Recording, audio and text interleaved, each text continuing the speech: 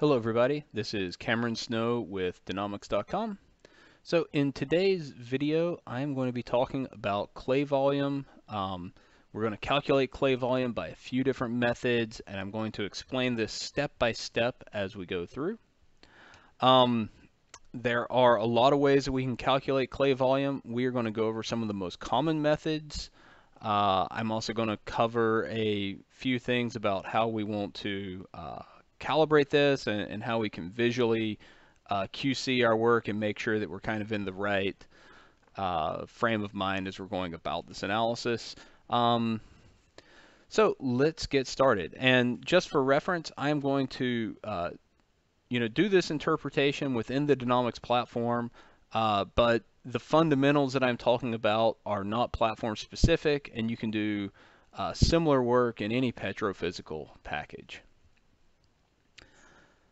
So with respect to clay volume methodologies, there are a number of them out there, but I will say that in general we can split these into two classes. You have dual clay indicators and single clay indicators. So for dual clay, this will be things like V clay from neutron density, sonic density, or neutron sonic methods. For single clay indicators, this will be things like V clay from gamma ray, from SP, or from the neutron. You can also do it from resistivity. There's a number of different ways you can do this. However, we're going to cover a handful of them, but the principles are largely the same across each of these methods. So to get started off, I just want to talk a little bit about the difference between clay volume and shell volume. And we're specifically going to be talking about clay volume in this video. So clay volume refers to the volume of clay minerals that are within your rock. So this would be things like how much kaolinite or smectite or illite is in your rock, whereas shell volume refers to particle size. So remember, a clay is a mineral, but a shell is a particle size. So often these terms are used interchangeably, but there is a technical difference. So a shell could include very finely grained silicate or other clastic materials. It could include carbonate muds, for example. But you can probably intuitively understand that those are very different than clay minerals, both with respect to their chemical composition, their organic content, and also with respect to the ability to frack those rocks, let's say, or how they may react with fluids. So it's important to make that distinction. And there's a couple of quick look ways to try and estimate both clay volume and shell volume. Obviously, with shell volume, we often just look at the gamma ray and we say, oh, hey, the gamma ray is high, that means there's more shell. The gamma ray is low, that means it's sandier. and although that is a perfectly valid explanation, it's often very useful to look at more data. And so I always strongly encourage people that are new to doing petrophysics or log analysis to look at the neutron density when they're looking at shell. And so, for example, let's zoom in here, and let's go up to an interval that, let's say this interval up here around 6,800 feet, and this is a log from the Powder River Basin, and we're going to be looking at the Sussex Formation here. And so here we see that, okay, we have higher gamma ray values of about 100, and then the gamma ray dips down to about 65. We can also see that we have a very flat SP curve, and then we have a bit of a deflection in the SP curve. And so you would say, okay, well this is pretty shell or clay rich. Here it's sandier, and you would say, oh, hey, the SP is validating that for me.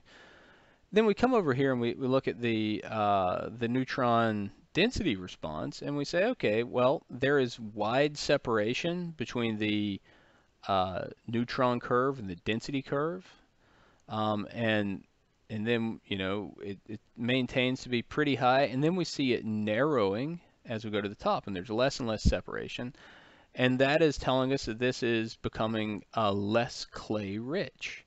Um, and so we've made that quick look analysis. Now let's go in and let's quantify that. Now, the method that I advocate is to go in and we do this analysis first using the neutron density interpretation, and then we'll go in and we'll calibrate the gamma ray interpretation to that.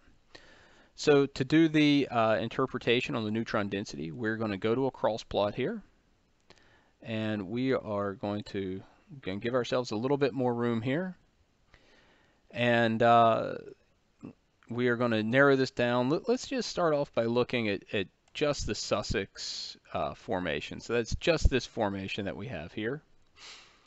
If we wanted to, we could add other formations. A lot of times by adding additional formations, we'll be adding context here. And what I mean by adding context is, as you add other similar formations, you start to get a feel for, where is a sand, where is a shell, etc.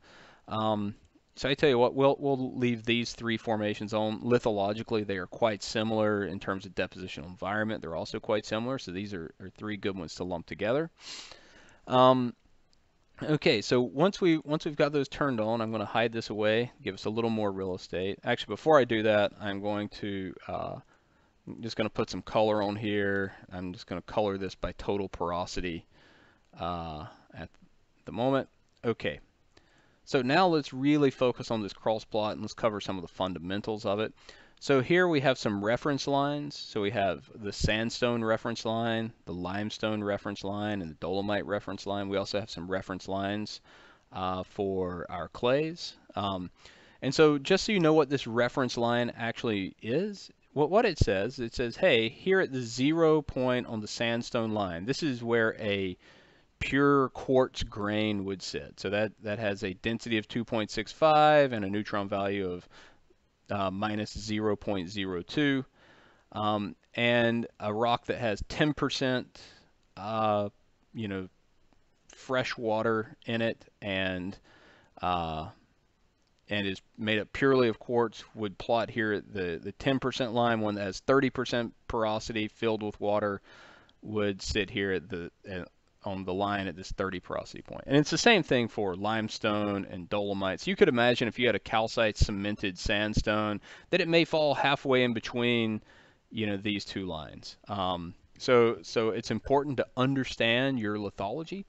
So in this area, most of this stuff should have a sandstone matrix. And so what we want to do is we want to set our density neutron matrix points right here on the 0 point for the sandstone. Now we have two other parameters here. This is our neutron density clean 2 point, and here's our neutron density clay value.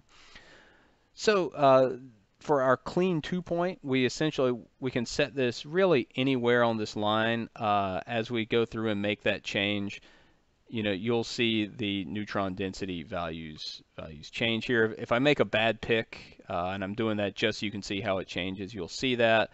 But when we have it out here on the reference line, it really makes very little difference if we have it at 40 versus 36 or whatever. You can hardly see this line move at all as I make that change. And that's what we expect for that clean 2 point. Now over here for the clay value, so this is what's the neutron density of that clay. And this is where you'd like to have some more information on your system. So maybe you took your cuttings out to a lab and you determine that it's a mixed clay system that is somewhere between illite and kaolinite. So you might say, oh, I want to drop it somewhere in between the illite reference line and the kaolinite reference line. Or maybe you know that it's entirely kaolinite. In which case you'd want to put it on that kaolinite reference line. Now the question is, where do you put it on this line? Do you put it up here at 20? Do you put it at 10? Do you put it at 0? The way most interpreters do this is we want to bound the lower edge of our data here. So, we don't necessarily want to try and capture all of this because there are some points in here that are potentially either errant points or, maybe we have some exotic mineralogy in here that's driving us to higher density values. So we're going to try and bound the majority of the data and we're going to drag this over to where we think we should be calibrated. This is a mixed kaolinite-illite system, so we're going to drop it somewhere in between these two. And you'll see that affects our neutron density V-clay. So, now we've done that for these three formations that are quite similar. Let's go through and we're going to do it for two other formations on here. We're going to turn on the Niobrara and we're going to turn on the Mallory. And these are both organic shells. And so I specifically wanted to look at these a little bit differently.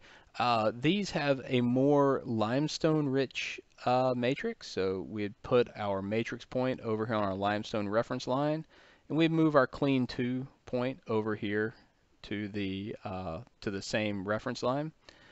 And then once again, we would want to understand our mineralogy. So here is the Niobrara Formation. And let's say, once again, we want to bound the lower portion of the data. And let's say we once again believe it's a mixed illite kaolinite system. So we might drop our interpretation in here where we are bounding our data here. Okay, so now we have our V-clay from neutron density, which is shown here in the red line. And I'm going to hide away our cross plot a little bit so we can take a look at the result. And what we see is we also have a V-clay from gamma ray, and that V-clay from gamma ray is entirely different. And that's because we need to calibrate ourselves to the interpretation here. So I'm going to go in and I'm going to change my gamma ray parameters. Before I do that, I'm just going to change the scale a little bit, and I'm going to make this a little bit wider so we can see what's going on. Okay, so now we have a lot of room to play with. And I'm going to start off with the interpretation here in the Niobrara formation. So here's the Niobrara. We did our analysis on the neutron density. Now we need to interpret the V-clay from gamma ray, so we get a similar answer. So for the gamma ray, we have two endpoints. We have gamma ray clean and gamma ray clay. So I'm just going to start off by dragging the clay volume out past the distribution of the data here. And we see that once I do that, this line adjusts. Now, what we'll see if we zoom in, we have quite a bit of misfit here still between our V-clay from gamma ray and our V-clay from neutron density. And so if we drag this clay point out a little bit further and a little bit further still, now we can see that we're really starting to get a match between our V-clay from gamma ray and our V-clay from neutron density. Okay, so now we feel relatively calibrated here in our Niobrara formation. And you're never going to get an exact match for these, and that's because they're different tool sets, they're reading different properties. So there are good reasons why we don't get an exact match, but we want to get those as close as possible. Okay, here in the Mallory Formation, now, when we look at the Mallory Formation out here, we see that there is very little separation between the neutron and density values, and we see that's reflected here in this analysis. This is a low clay portion of the Mallory, even though it's an organic shell. So once again, let's move our line out here. We're going to move the parameter for the gamma ray clay. Okay, and I can already tell you from looking at this, we are not going to be able to get a really good match out here. We can move this out, and we see that in our lows we are not capturing the lows, and in our highs we are we're really going to have some mismatch in here. And so this is a good example of where you can try to get them close, but you may not be able to get a reasonable match. If you don't get a reasonable match, you may only want to use one of the clay indicators here. So instead of using neutron density and gamma ray, maybe you just rely on the neutron density. So, you can go through, you calibrate as best you can, and then you make a judgment call on if you want to use one method or both methods. And we'll get to where that becomes important here. But the reason we're not getting a good match is, this is an organic shell. So, you have you have a lot of uranium and thorium that can attach themselves to organic particles and those are very high gamma ray, and so that's why we have some stuff that here that is very high gamma ray, whereas the neutron density says no, it's actually not that high of clay. It's just that we have a lot of highly radioactive materials. Okay, so now let's go up to perhaps our easier to interpret uh, Sussex and Shannon formation. So like I said, we're going to look at the Parkman, the Sussex, and the Shannon. Okay, so we have done our interpretation from the neutron density. I'm just going to pull those three up again just to remind ourselves of what that looked like. So there we go, the Parkman, the Sussex, and the Shannon. And let's spend a little bit of time on this cross plot because I just want you to get a feel for what's going on here. So like I said, this is a sandstone system. That's why we put the matrix point here on the sandstone reference line. But we see that the data itself is actually way off that line. It's shifted way over, and that's because this is a very distal part of the system, and we actually have a lot of clay minerals out in this part of the system. So that's why, even though it's a sand, it's been pulled way off this line in the direction of shell. Okay. So with that in mind, we look at this and we say, okay, wow, we have, once again, a significant amount of misfit. So, I like to start off by adjusting my, my gamma ray clay, and I like to move that to a point where it gets, it gets me pretty close. So I'm just going to adjust that one parameter for now. And once I get it close for one, I'm going to move the other formation so that they approximately match that. Because if we're interpreting three systems that are largely the same, we should get a similar answer using similar parameters. Okay, so now I've adjusted my clay point, and I see that I'm close here. What I like to do is I like to come in and look at an area where we have a little bit of a sand here, and we say, oh, okay, so here we actually have a lower V clay, with respect to the sand out in here. And so I'm going to maybe just move that a little bit this way to try and get those to really overlay each other. And so that's just a small little change here, and I'm just going to copy and paste those parameters into the adjacent formations here. And when we do a look at this is a very good fit. Now there's some areas where we're getting some misfit in here, but in general, this is a very close interpretation. And we look at the overlying formations here, like the Shannon. Once again, we see very good alignment between the two clay methodologies, and similar for the Parkman. So now we have done the interpretation in those formations. You would go through and you would do the same interpretation in the other formations. And as a matter of fact, I am just going to go do that very quickly. It's at this time I'm not going to spend as much time explaining what I'm doing here.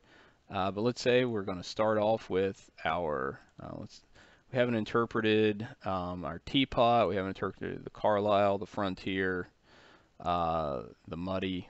So these are all kind of sandstones. So we're just going to, put the clean point on the sandstone matrix. Once again, similar clay system. We want to bound the data. There we go. We like that interpretation for those. I'm going to go ahead and add this post zone. Now this post zone, it's kind of a garbage zone. It's kind of a catch-all. So we're just going to put that at similar values because the portion that I'm interested here is sandstone. So we're just going to drop that in there. And now we are going to come in here and we're going to look at the Lewis because this is often a limestone. Because it's a limestone, we put it on our limestone reference line. And remember how I said, a lot of times we want to bound the data with this line. Well, notice this would give us a very different interpretation for our clay property than we get in the other formations. This is where context is useful. And so, we may want to put it in a point here that's a bit more relevant just because we don't have a lot of information on the clays from this formation itself. And so, we may want to provide ourselves some context and, hey, let's turn on the teapot, the Parkman, the Sussex, and we see how those are, and here's our Lewis interpretation. And so maybe we want to put our clay value at a um, very similar value there. And then, okay, so remember we've set it from our neutron density cross plot. Now we want to come in here and we want to calibrate ourselves. Once again, it's a good starting point is always where you have just been, and then you can come in and start making those individual tweaks. And what you'll find is that you just develop a sense for where you need to drop these parameters. It's one of those things that as you interpret hundreds or thousands of wells by hand, you really just start to know that, hey, I can drop these parameters out here and get a pretty good fill. You'll know which parameters that you can move and how much you can move them by to get the response that you're looking for.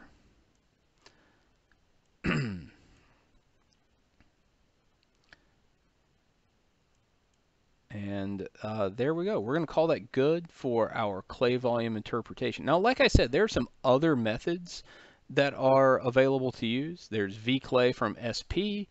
There's vclay from Neutron. There's vclay from sonic density and neutron sonic. So all those are calibrated in a very similar manner. So for example, if I say, let's turn on use our SP. So here in blue is the SP curve. Here in this blue line is our vclay from SP. And let's just take a look at the Sussex formation. So we could try to go in and make a little bit of change and get ourselves a match here, and we could move this over and try to get a good match. And we can actually get a really nice match through this. But notice that our SP is very flat. There's very little character in here. And so I really think that in order to get this match, we are having to over-interpret our SP. And in unconventional systems, I should say especially in unconventional systems, the SP it's just not a fit-for-purpose methodology for doing a clay volume calculation. So I would encourage you to just not use that one in this case. In a lot of conventional systems, it works, and especially in a lot of older wells where that may be the most common log that you have across the field, the SP can be a very important method for clay volume. So that is how we do a clay volume interpretation. In practice.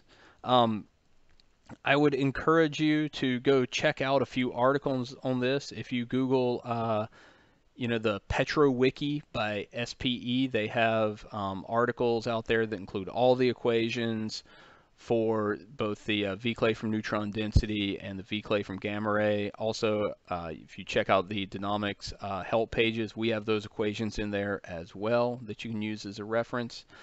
But it's really what it is we're doing. I mean, just to drive this point back home, is we are going in, we're making a quick look analysis, what's clay, what's not, what's sand, and then we're quantifying that by, making an interpretation of the clay volume, by neutron density, and then we are making a quantitative interpretation using the gamma ray calibrated to those neutron density results. And then we combine those methods to give ourselves a final interpretation of vclay. And you can make that final interpretation either by taking an average of the methods, by taking a minimum of the two methods, taking a maximum, etc. So there's a number of different ways you can go about that. And those are all a little bit specific to each individual circumstance. But I think for what a majority of you will see in your career, this is a really good starting place. So I hope this video was useful to you. And until our next video, thank you and goodbye.